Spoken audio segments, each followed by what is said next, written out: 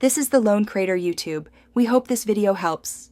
In this video, I will explain how to charge your Honda Accord key.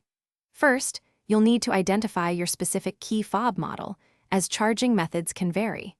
Many Honda key fobs are powered by a small, replaceable battery, while others might offer alternative charging options. Understanding your key fob's design is the initial step to ensuring it always has power when you need it most. Let's dive into the common methods. For most Honda key fobs, replacing the battery is a straightforward process. Look for a small release button or a slot on the side of the fob. Use a small flathead screwdriver or a coin to carefully pry open the casing.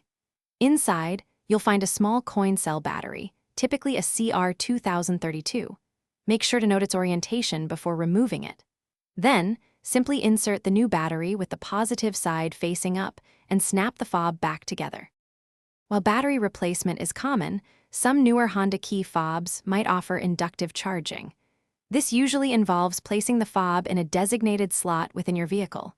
Always consult your owner's manual for precise instructions tailored to your specific model.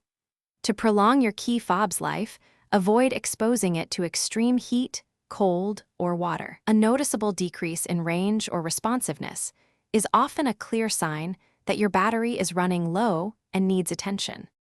Generally, a Honda key fob battery will last anywhere from 1 to 2 years, depending on usage. It's always a good idea to keep a spare battery on hand so you're never caught off guard.